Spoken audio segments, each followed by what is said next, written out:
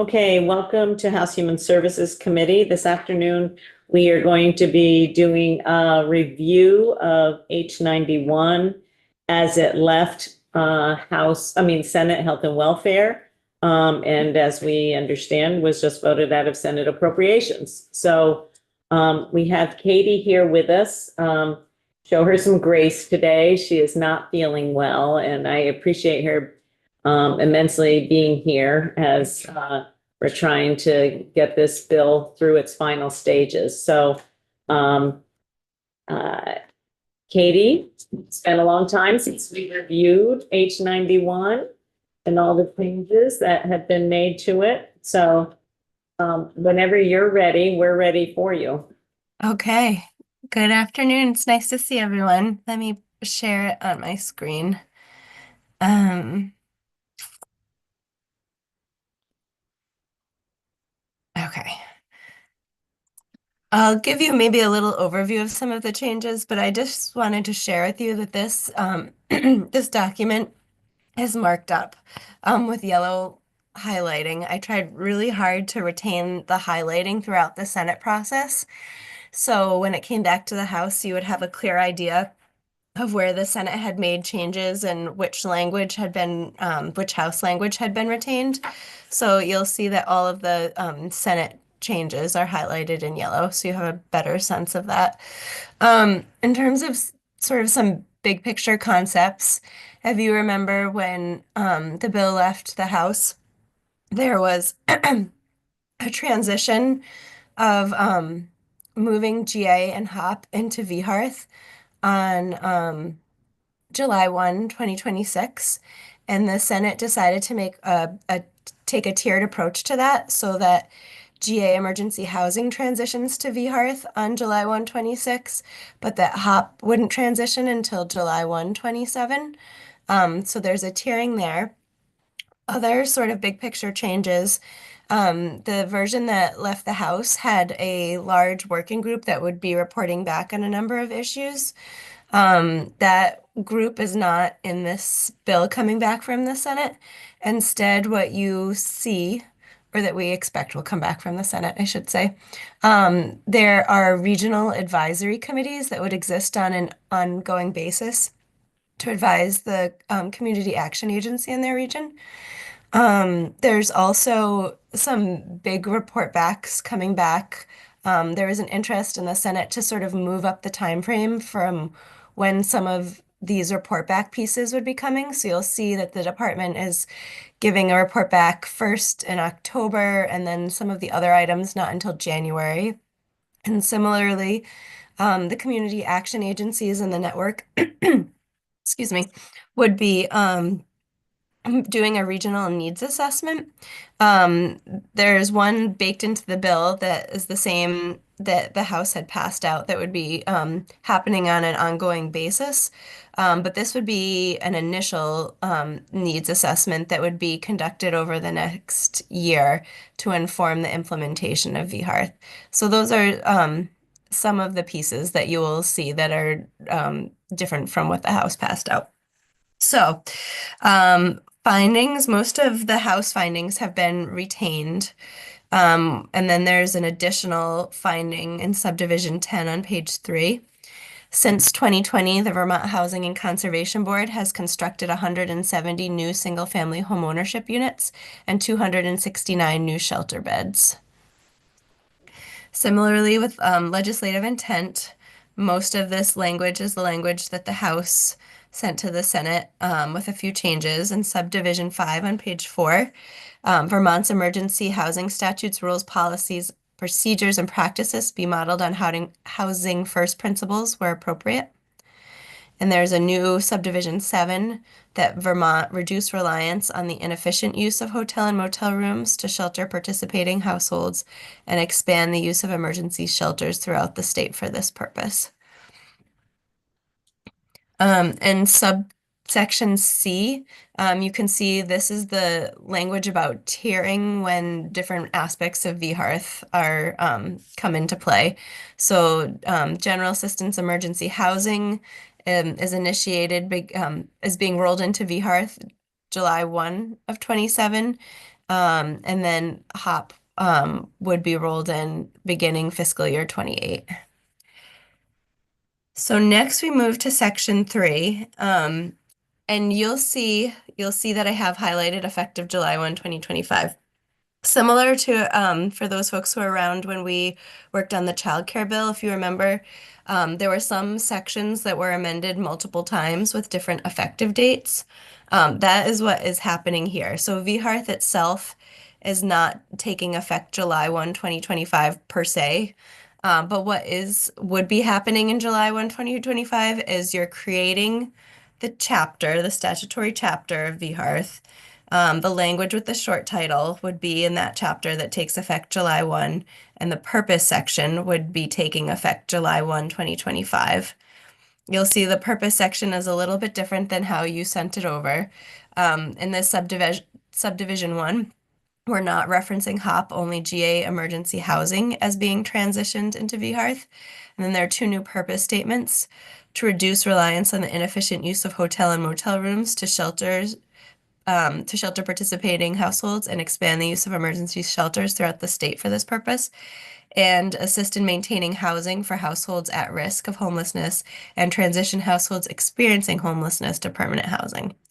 So that would be part of what is taking effect July 1, 2025. Also, the definitions section. You'll see some of the definitions have changed, a few at the request of the department. So at risk of homelessness means precariously housed without sufficient income, resources, or support to prevent homelessness. And then homelessness, the feedback that Senate Health and Welfare heard is that this language that the House had was pretty much just subdivision A, and that didn't capture all of the categories that HUD uses and that consequently DCF uses to define homelessness. Or homeless. So having these other categories more fully tracks what's happening through HUD and through DCF. So homeless means lacking a fixed, regular, and adequate nighttime residence, facing imminent loss of primary nighttime residence, fleeing or attempting to flee domestic violence, or otherwise defined as homeless under federal law. There's new language in the household definition to mean an individual and any dependents for whom the individual is legally responsible, who are domiciled in Vermont as evidenced by an intent to dwell in Vermont and to return to Vermont if temporarily absent, coupled with an act or acts consistent with that intent. Household includes individuals who reside together as one economic unit, including those who are married, parties to a civil union, or unmarried. And this language that's highlighted in yellow is taken from existing statute in Title 30, I think it's Title 33. It's under the Green Mountain Care chapter under the definition of Vermont resident. So this language was modified based on that statutory language. So Katie, the real, oh, are I'm you sorry. okay with us asking questions as you go? Yeah. Okay, can you describe for me what, coupled with on line 12, what an Okay. act or act consistent with that intent, with an example of what that might be? Hmm. I think it probably could be a range of things, maybe looking for employment in this area, looking to enroll kids in the schools, something of that nature. Um, is that helpful? Okay, I think it leaves stuff open to interpretation, but you're saying that's existing statute as defined in other places? I'm saying that it's based on existing statute. It's not a word for word replication, but it's very similar to language that's in Title 33 to define a Vermont resident. Okay, and so I guess that just leads me to the question of if it's very similar, why isn't it the same? Because it sort of the existing one, I have to look at it again. It's been a little while, but it um talked about where the person is residing. It sort of assumes that a person is housed. And in this case, we're assuming the person is not housed, so it had to be modified a little bit to accommodate for that. Yeah, thank you. Mhm. Um, 2204 regional advisory councils. So this is the real reason why we're putting part of VHearth into effect on July 1, 2025. It's so that these regional advisory councils can become effective before VHearth takes effect, so that these regional advisory councils are active in the year leading up to VHearth. So this is mostly a new concept. Each community action agency shall convene a regional advisory council whose membership reflects, to the extent possible, the growing diversity among Vermonters, including individuals who are Black, Indigenous, and persons of color, as well as with regards to socioeconomic status, geographic location, gender, sexual identity, and disability status. Members of an advisory council shall include organizations providing services in the region, the department, and representatives of the agency, meaning AHS, and each department of the agency as needed. A regional advisory council may collaborate with individuals with lived experience of homelessness, community partners, state partners, housing providers, local housing coalitions, statewide homeless organizations, providers of coordinated entry, continuums of care, faith-based organizations, and municipalities in the region served by the Community Action Agency. So I have a question. Sure. So members of an advisory council shall include organizations providing services in the region. And then all those people that you just said are organizations that said they may collaborate with the exception of people who with lived experience, were intended to be individual or entities that actually, in the previous version, are representative of the people who actually provide services. So it feels like it's saying it shall in the first sentence and then it may in the second sentence. Some of the conversation was that, some of the organizations are more statewide in nature and they wouldn't necessarily be specific to the regional advisory council. So that's why some of them are a may. But I take your point. I think probably some of the thought behind providing services in the region was meaning like specific to shelter services, which I realize that some in the May list are also specific to shelter services. But who is specifically providing shelter services already in the region? Yeah, it just had to doesn't be make, it some of the doesn't make discussion. sense. Sorry, it doesn't make sense the way it's written. Okay. So, okay. All right, thank you. Yep. And subsection B, each regional advisory council shall provide advice and recommendations to the Community Action Agency in its region regarding the design and implementation of the program. The work of each regional advisory council shall be informed by Regional Planning Commission's housing targets. And then we have that the regional advisory councils are to meet at least quarterly, and that the regional advisory council shall have the legal and technical support of the department. So that is all the language effective July 1, 2025, and now we transition to July 1, 2026, and we start amending the same chapter that had been created a year previously, and this is when All right, VHearth. before you move to there, can I just ask again? The work of each regional advisory council shall be informed by the RPC's housing targets. That makes it sound like the regional advisory councils are supposed to be creating housing, permanent housing.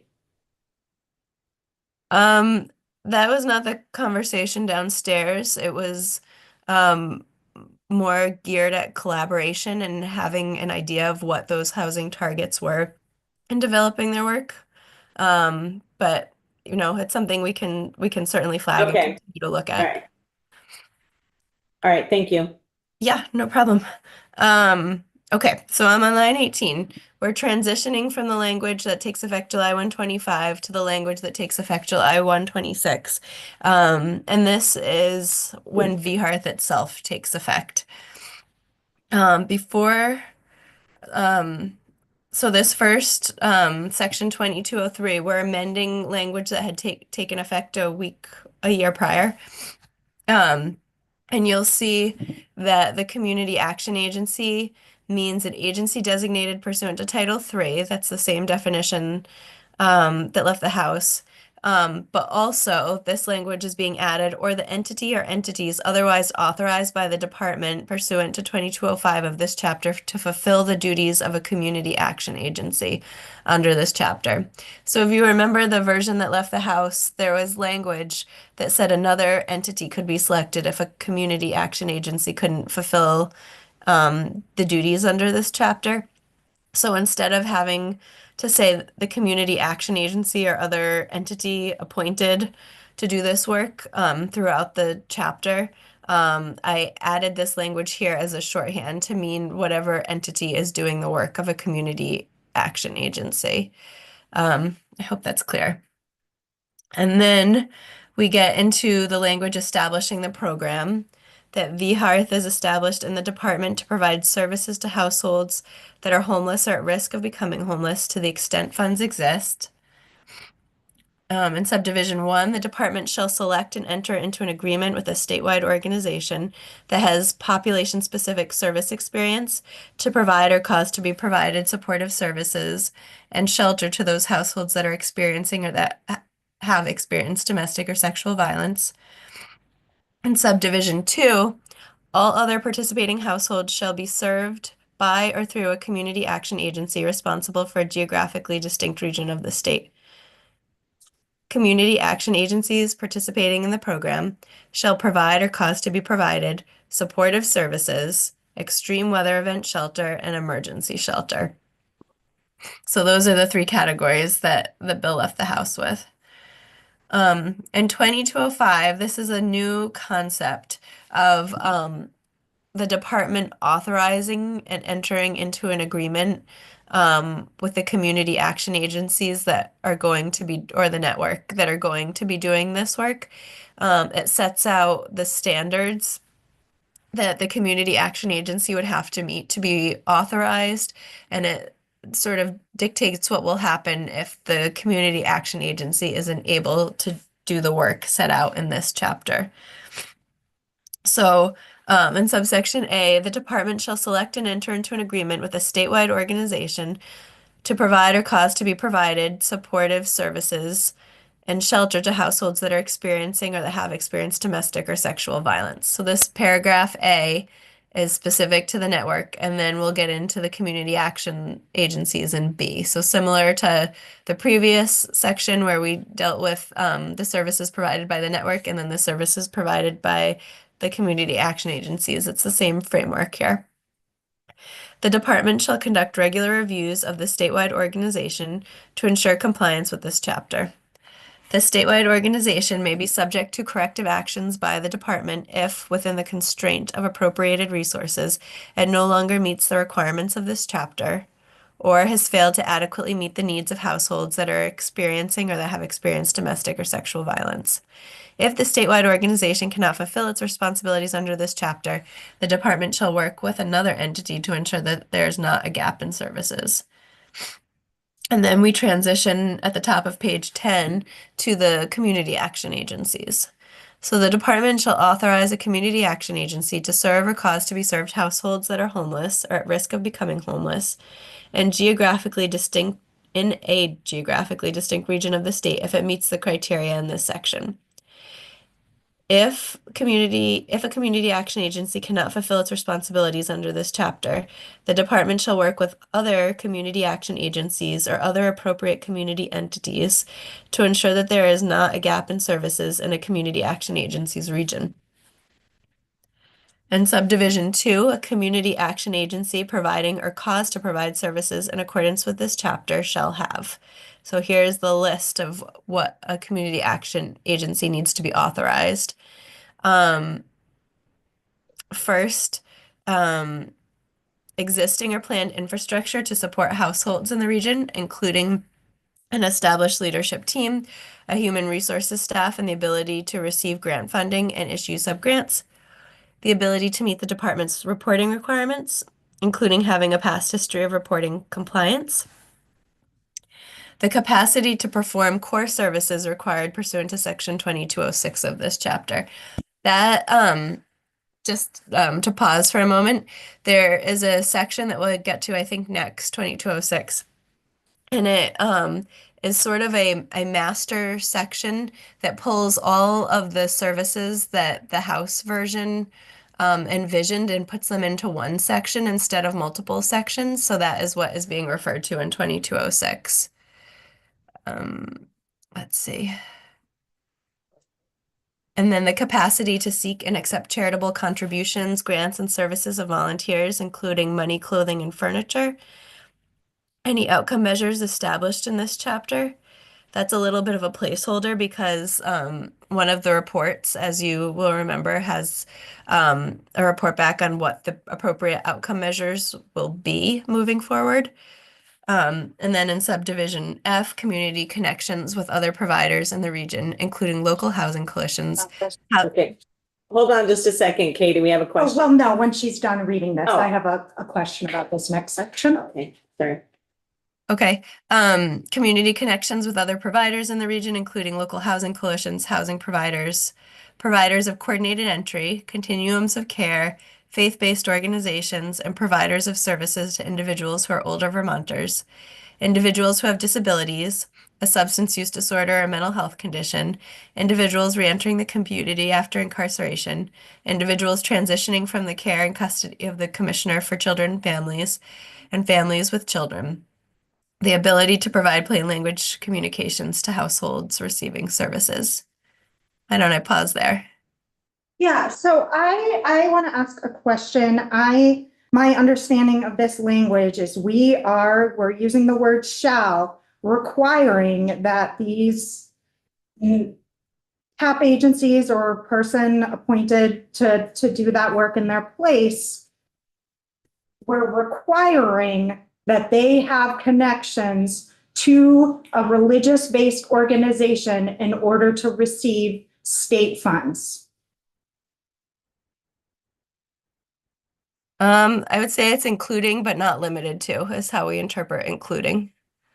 So if there are faith-based organizations providing services in the region for a population that's homeless, this is saying to maintain relationship there, maintain a community connection.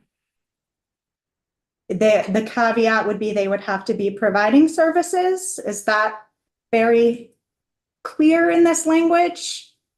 This just feels like murky area to me around government funds and religious organizations and separation. It's saying that there has to be a connection Okay. with providers of services to individuals who are homeless. We're homeless. Or They lack- provide services to people who are homeless, so. Good question.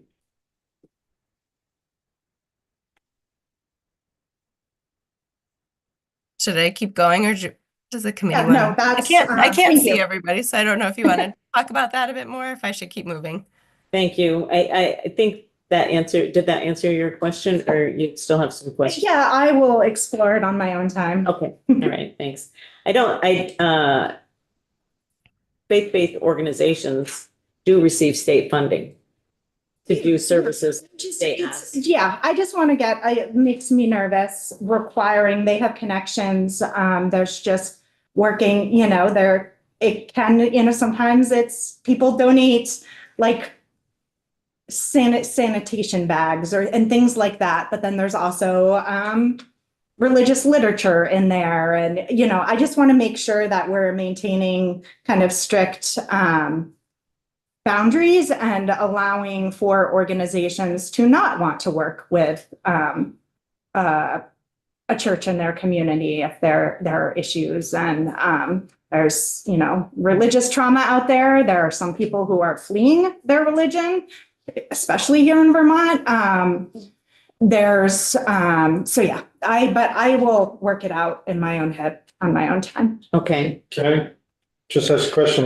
Reading the language, what they shall do, I take it as maintaining community connections, but that's not defined. So it could Yeah. just be keeping themselves abreast as to what that organization is offering and no more? My concern is it not being defined. I think that's where it feels a little dangerous because then it's all within, any legislature and administration's own interpretation of what that actually means. But I have some folks I can reach out to. I don't want to take up any more time. I just wanted to get an initial temp check on. Okay, thank you.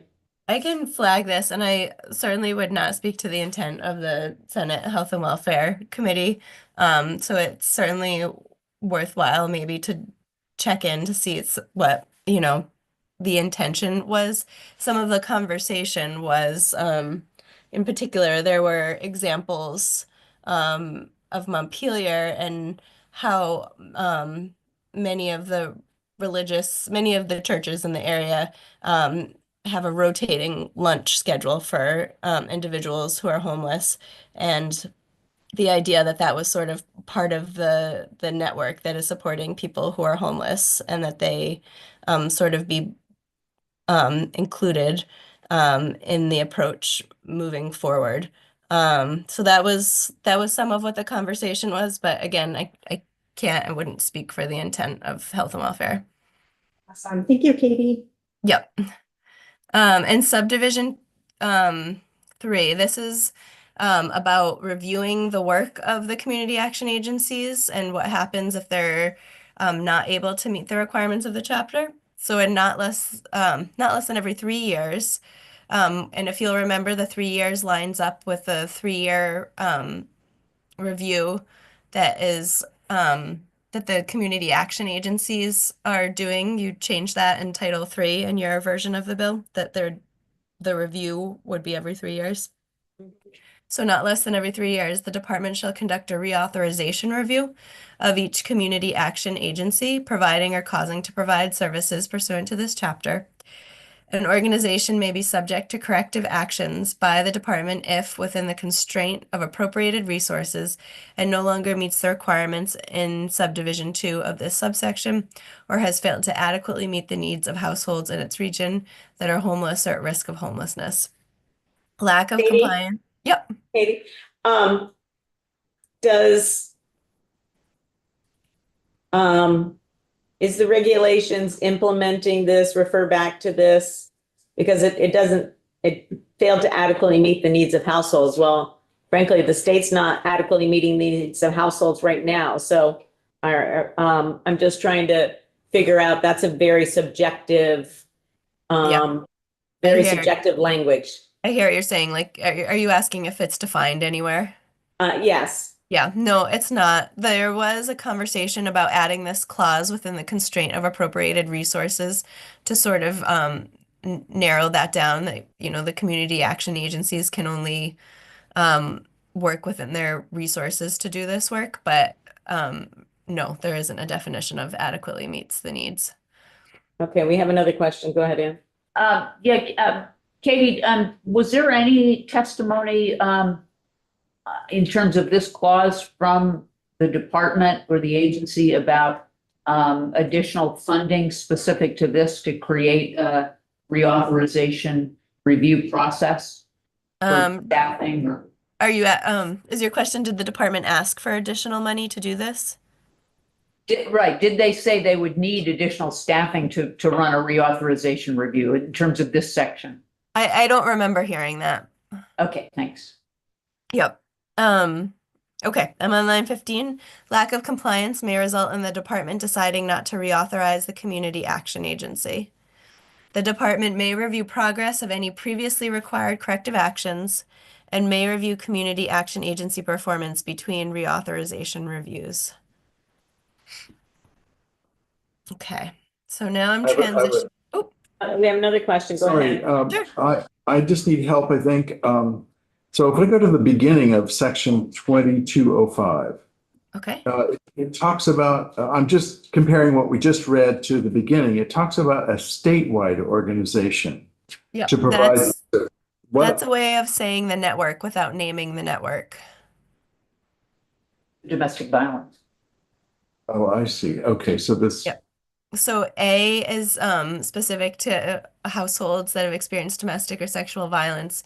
Subsection B is specific to all the other households being served by the community action agencies. I see, okay. Oh, I get it. I understand. Okay, thank you. That's why some of the language is a little duplicative in A and B because some of the same concepts around corrective actions applies in both places. Okay, thank you very kindly. Mhm. Okay, so I'm on page 12. And this is now entitled VHearth Core Services. What you are seeing here is a blend of multiple sections that were in the House version. And instead, we're putting all of the services that would be provided through VHearth into one big section. And we're calling it the core services. So when you see references to capacity to do the core services, this is what it's referring to. So again, first we're addressing the network in subsection A, that the department shall enter into an agreement with a statewide organization with population-specific experience serving households that are experiencing or have experienced domestic or sexual violence. The organization shall provide or cause to be provided various shelter and case management services that support households. And then we move on to the community action agencies in B. So each community action agency shall offer or cause to be offered in collaboration with community partners each of the following within its region. And you'll see we have a list of 1, 2, and 3. So 1 is supportive services, 2 is the extreme weather shelter, and 3 is the emergency shelter. You had 2 categories of emergency shelter, and the Senate sort of collapsed those into one category to just be emergency shelter. So under supportive services including intake assessments and services for diversion from homelessness, which shall include regional intake shelters. Household needs assessments. Individualize household plans to address identified needs. Housing navigation and retention services. Assistance obtaining and retaining housing, including financial assistance.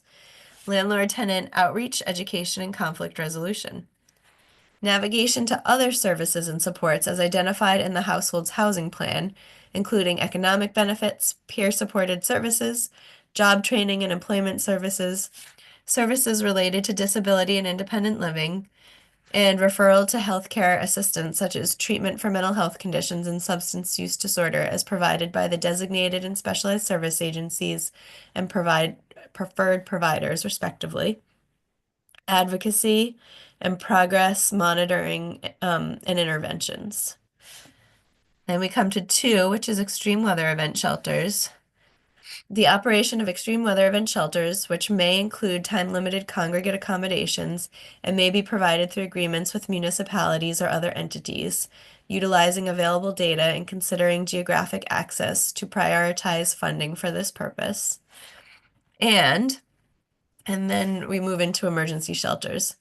The operation of emergency shelters in a manner that builds upon the federally required community planning process and prioritizes households and needs of the services of an emergency shelter, which may include community-based shelters, temporary use of hotels and motels, lease agreements for full or partial use of an existing building,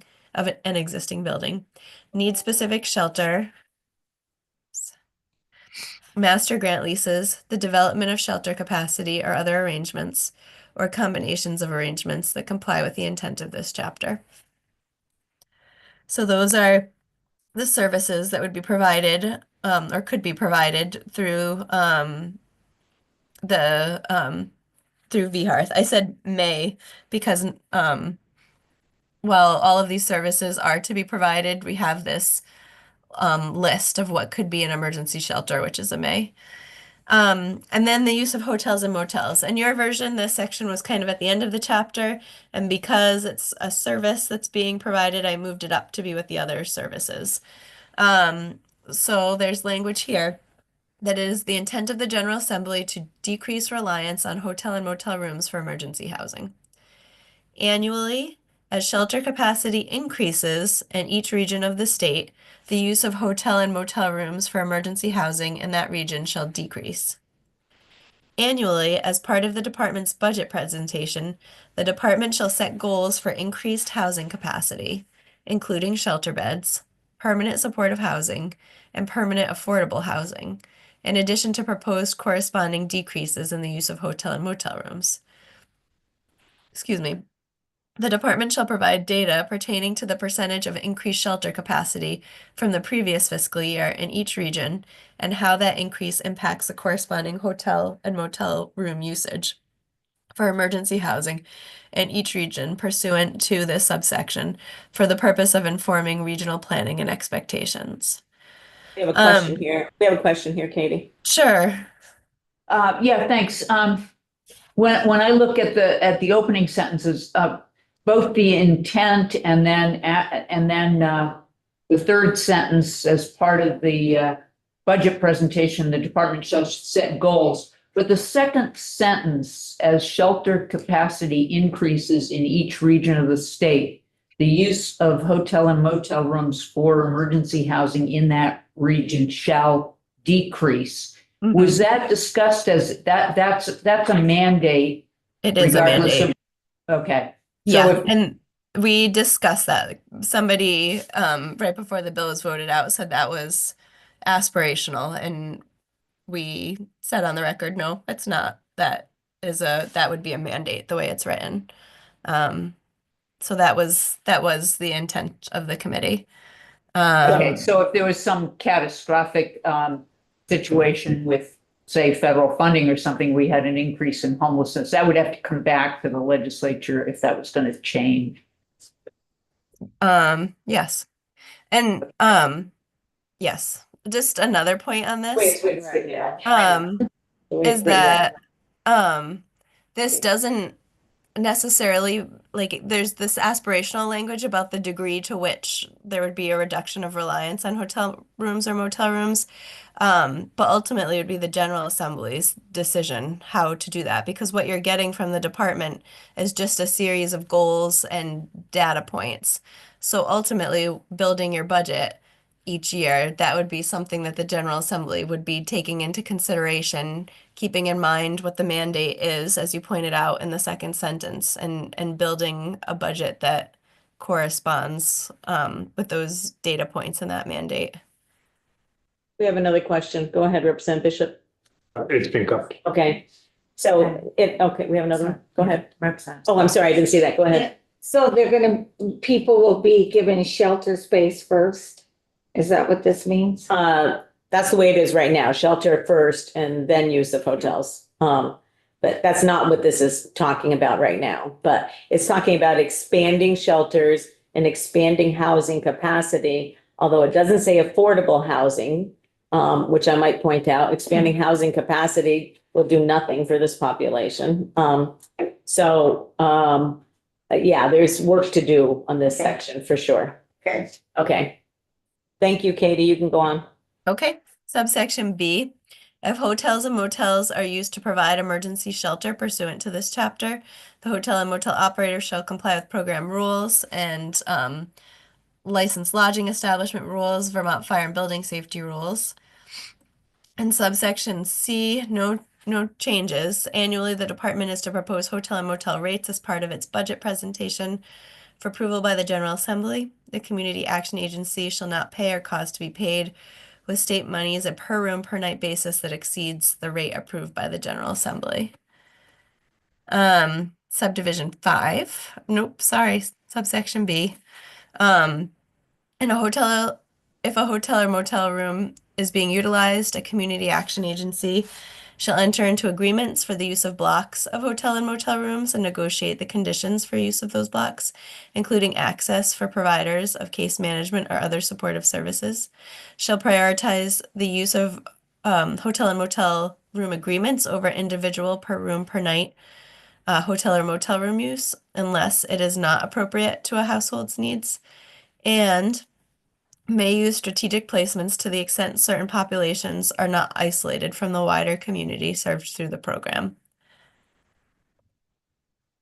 And then we get to 2208, which is duties of the department. So much of this language is the language that you sent over with some changes. So it says the department and AHS shall have statewide responsibility for meeting the intent of the chapter, including statewide planning, system development, proposing adequate funding, and the involvement of all the agency's departments. For the purpose of providing administrative oversight and monitoring of the program established in this chapter, the department shall maintain guidance regarding whether extreme weather event shelters shall be operated, including flexibility for regional weather conditions, and maintain a website with the locations of all extreme weather event shelters. Include as part of any review of a community action agency required pursuant to Title III, the agency's ability to perform the requirements of this chapter. Subdivision 3. We can save your voice, Katie, on things that Okay. haven't changed. Great. Yeah.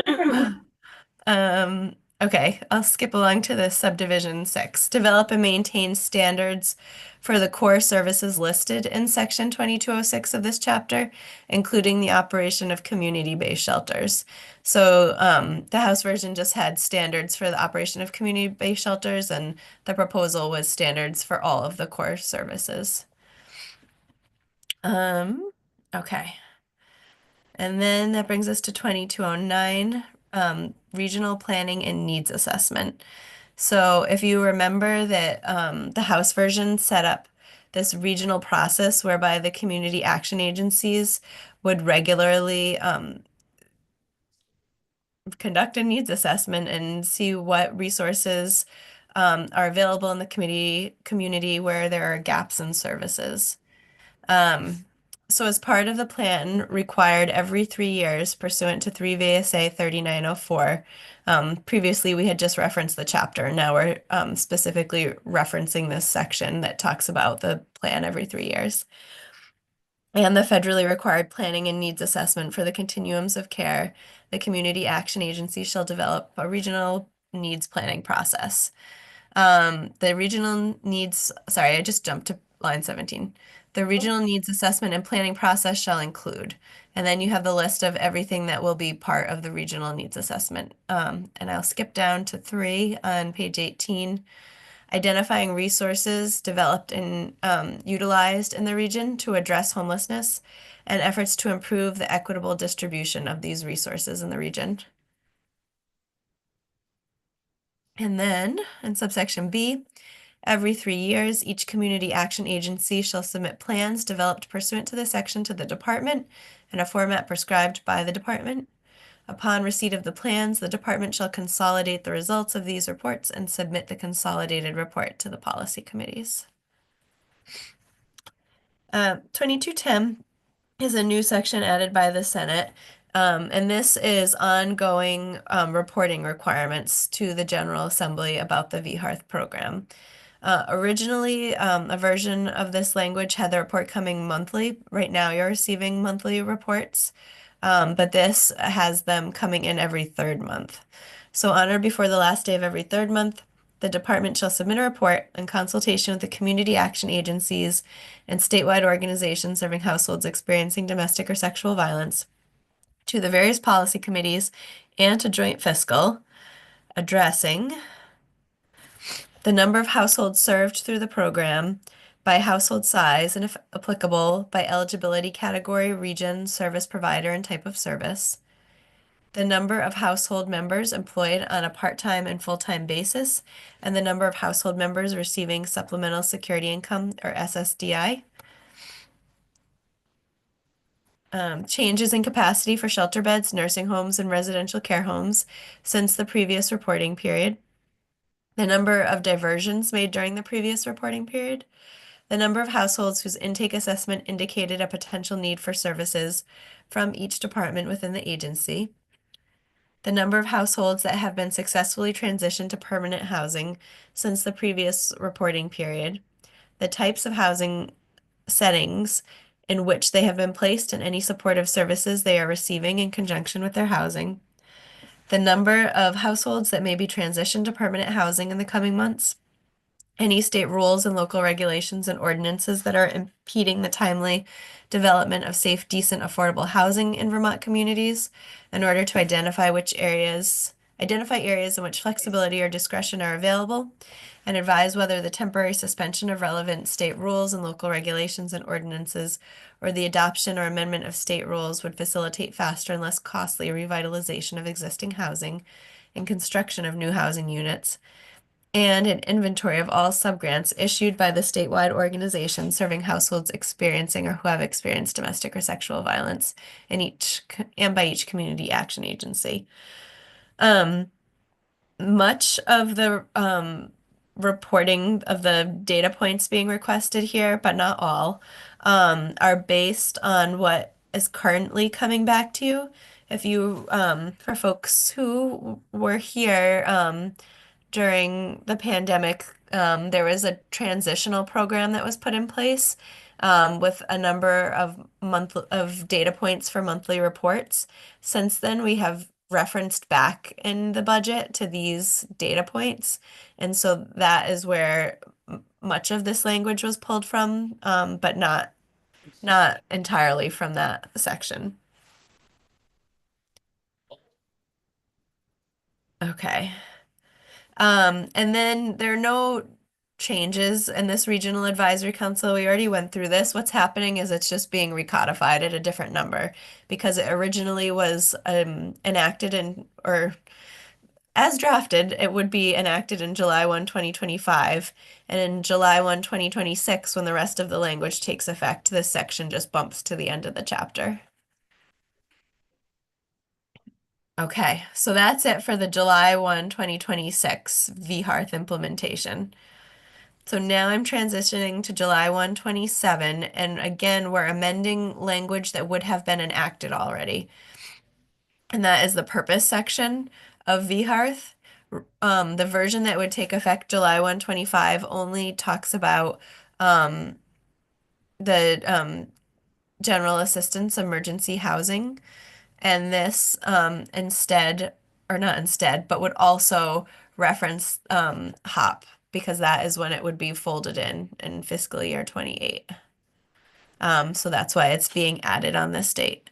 This other highlighting is not changes to what is being proposed by the Senate, but mostly changes to what has been proposed by the House, if that makes sense. Okay. I'm going to move on. So now we're leaving what would be codified in statute, what would be codified in the green books, and we're switching over to session law. So that would indicate to us that this is law of a shorter duration. So what we have right here is VHARTH implementation and planning. It's broken into two subsections, and these are two reports coming back from the department to the General Assembly, providing advice and recommendations on a whole variety of different topics. So first, on or before October 1st, in collaboration, DCF in collaboration with community action agencies and the statewide organization serving households that are experiencing or have experienced domestic or sexual violence, shall submit the first of two written implementation plans to the policy committees and joint fiscal, outlining its initial plans for the implementation of VHARTH on or before July 1, 2026. Specifically, the first implementation plan shall include a process that community action agencies, in coordination with the department, shall use to conduct regularly occurring regional needs assessments and develop future regional plans, including consideration of municipal needs. So as we've already seen or reviewed in the codified portion of the bill, there is a section on ongoing regional needs assessments. So what this language is saying is what is the process for doing those ongoing regional needs assessments? And two, recommend performance measures to evaluate the community action agencies and the statewide organization and how they're doing in carrying out their duties under this chapter, including the provision of any previously agreed upon information to enable the department to evaluate the services provided through grant funds and the effect on households receiving services and an accounting of expended grant funds, and performance measures that may be specific to an individual region of the state or provider. In subdivision 3, recommend eligibility for each of the services offered through this chapter. So that would be the core services. I'll skip to 5, a timeline for the implementation of the core services for the first 6 months of fiscal year 27. In subdivision 6, recommended intake and assessment processes to determine appropriate shelter and services for households based on program eligibility. And in 7, recommended process to enable an unwilling community action agency to opt out of participation in the program in a manner that gives the state adequate notice. And then in subsection B, we transition to the January 15 report. So very similar lead in language, GCF in collaboration with the community action agencies and the network is to submit the second of the 2 implementation plans to the policy committees pertaining to its initial plans for the implementation of VHearth by July 1, 2026. Specifically, the second plan shall include recommendations on the following. And much of this was what you had coming back in January. So 1, 2, and 3 are the same. For the role of 211 within the intake system, I think the House version had something like the expanded use, and it made it sound like 211 was expanding. In subdivision 5, whether access to all or some services should include an expectation regarding household participation in case management services or other expectations such as night limits in the use of hotels or motels, and if so, what elements and what circumstances participation in case management services or other expectations should be applied. Skipping to 7, whether intake and assessment processes should include verification of residency, homelessness, or household income. Skipping to 9 on page 25, the number of housing vouchers that Vermont lost in the past year if the data is available. Okay. Okay, just before you move on to section 7, we have a question or two. Go ahead, Rep. Donahue. I'm sorry, I got confused on the dates and whether there's a typo, because it seemed like the first implementation report is due, oh wait, I may have been looking at the wrong date. The first one is due skip that question. Okay. Okay, keep going, Katie. Okay. Where was I? 7. Okay, so what we just looked at was 2 implementation reports staggered coming from the department.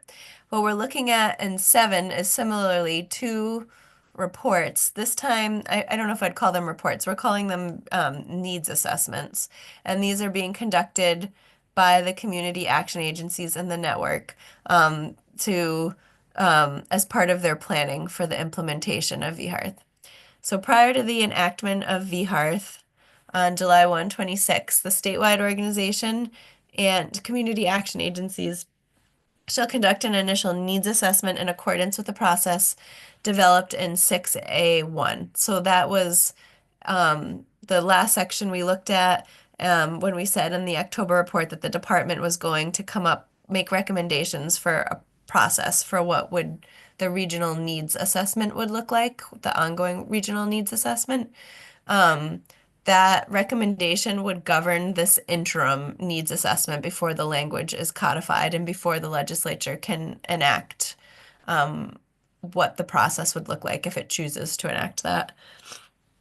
So on or before January 15th, the community action agency shall submit 1 comprehensive progress report, and the statewide organization shall submit a separate report to the appropriations committees and policy committees, including estimated fiscal year 2027 budget proposals, estimated costs of administering the program, and an analysis of any barriers to generating additional shelter and permanent housing in the region.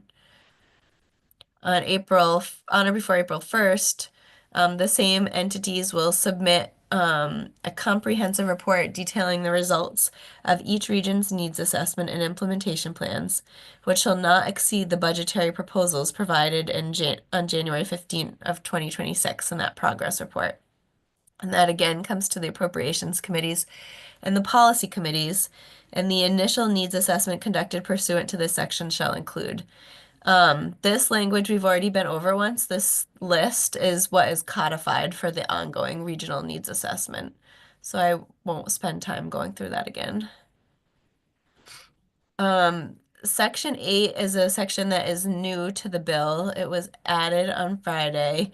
And this is language to that the department can or must submit about accelerating the implementation of VHearth. So on or before November 1st, the department shall submit for consideration a detailed written plan, including a timeline to accelerate the implementation of VHearth as part of the fiscal year 26 budget adjustment process to joint fiscal and appropriations committees and policy committees. The plan shall address the readiness of community providers to implement the program prior to July 1, fiscal estimates for the remainder of fiscal year 26, and an assessment as to whether the program is anticipated to be operable on or before July 1, 2026.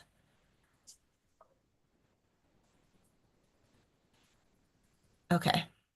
Section 9, I won't spend too much time here because I don't think there are many changes from the House language. This is Title 3, where the community action agencies live. You made a number of changes, updating the name from Community Service Agency to Community Action Agency, and we cleaned up some antiquated language. So I'm gonna just scroll through this. I updated a cross-reference. That's not particularly exciting. Okay, I'm on page 32. So this is the appropriation language. If you remember, there was a one-time $10 million fiscal year 26 appropriation. That amount is the same, but the way it's divided up has been changed. So a little bit over 5 million to the department to plan for the implementation of VHearth as needed, which may be distributed to entities such as the community action agencies. 400,000 to the department for distribution to the statewide organization serving households experiencing or who have experienced domestic or sexual violence. 515,000 to the Department of Health for distribution to Bridges to Health for services to individuals who are experiencing homelessness or at risk of becoming homeless. 1 million to DCF for the distribution of grants to municipalities planning and implementing services for households that are at risk of homelessness or experiencing homelessness in collaboration with the community action agency serving a municipality's region. And 3 million to DCF to enhance capacity for the creation and expansion of emergency shelters and permanent supportive housing capacity, a subset of which will be distributed to the Vermont Housing and Conservation Board for infrastructure investments and administered in consultation with the department to ensure new investments are paired with appropriate support services. Section 11. This is the future appropriations legislative intent. A previous or the House version of this language specified that you wanted base and one-time funds in the amount equal to fiscal year 25 to be appropriated in fiscal year 27. This version says funds and resources previously appropriated for general assistance emergency housing be redesignated for VHearth. And then this Previously appropriated when? that language was Yeah, removed intentionally. Yeah. yeah, so that's on purpose so that they could, yeah, right, never mind. Yeah. And then subdivision 2 was split out in a separate subdivision because HOP would be folded into VHearth a year later. So that is just full tiered. And then we have language in section 12 that as part of its fiscal year 28 budget presentation, DCF is to present a plan for transitioning HOP funding and duties to VHearth. Effective dates, I think we've already went through most of this, but the bill itself would take effect July 125. This VHearth would take effect July 126. as with the language, all the changes in Title III to the community action agencies. There's a change in the purpose section of VHARTH, which would take effect July 1, 2027, and that would account for HOP being added in. And then there's this language that DCF shall commence the rulemaking process prior to July 1, 2026 in order to have the rules in place on that date. And that's it. Thank you for your patience with me. Thank you, Katie. Thank you for being here, even though you're not well. So, thank you very much. Any final questions for Katie before I describe what's, the process for people so they know what's happening in terms of process? No? Okay, great. And there is an updated fiscal note that we will be posting in short order. So just so people know, in case you haven't been following what's happening in the Senate, it was voted out of Senate appropriations, which means today, which means it'd be on notice for tomorrow, it'd be on the notice calendar tomorrow. And unless there's some rule suspension, which I'm not expecting that to happen, but you never know what happens in this building. It would be voted on Thursday. That's if the Senate votes on all the things on its calendar and doesn't pass over them. So we can't take any official action on what we just heard. We don't know that if there will be any floor amendments. You never can tell. Sometimes there are, sometimes there are not. So I just wanted people, one, to be aware so that when we do receive it back from the Senate, we will need to be acting very quickly. Because as you know, we are intended to be out of here by the end of next week. I think based upon a review, it would be difficult for us to concur without further amendments. So we have the option of further amendments, which we frankly don't really have time for. The back and forth part of further amendments. So we would likely be moving to request a conference committee. But things can change between now and then. So I'm just saying that there are many options on the table, but as the time narrows, the options narrow. Yes, go ahead. So I guess the informal term of pre-conferencing, is that considered as an option? There's no formal or informal pre-conferencing. That doesn't mean that the both chairs are not talking, because we are. So in other words, that could potentially result in a further proposal of amendment that we knew was going to be accepted, and therefore there would be time for, without the time of a conference committee. Like I said, there's options on the table. I don't know exactly how that will all sugar off. So that's all I can say. Yeah, I'm sorry. This was just informational to new members that there are lots of routes. And that's. As time narrows, the options narrow. That's just something for people to be aware of. And it's not anything, the process, I'm just going to be honest about the process. The process, we're not going to be taking a bunch of, information from witnesses about why they did this in the Senate and why they didn't do that in the Senate, or what, that process all gets funneled down very narrowly at this point in time, if you haven't been through this before. So if you feel like this is, like moving quickly, that it will probably now move quicker than it has been, as we've been waiting for this for, 6 weeks, almost 2 months. Yeah. Is it possible to get a side-by-side comparison of the House version as in regards I am not to going the to ask Senate? Katie to do that. She's, That's why yeah. I figured I'd throw. Yeah, those are things that, yes, each of, I'm going to be looking at both of these. I'm gonna do the side by side. work. I mean, I'm not gonna make the request. I'm gonna do the work myself Yeah. this evening, and then over the next couple of days, take a look at both of those things and work. So, Well, I guess a smaller version of that is I guess I could try to do, but a side by side of the timeline pieces.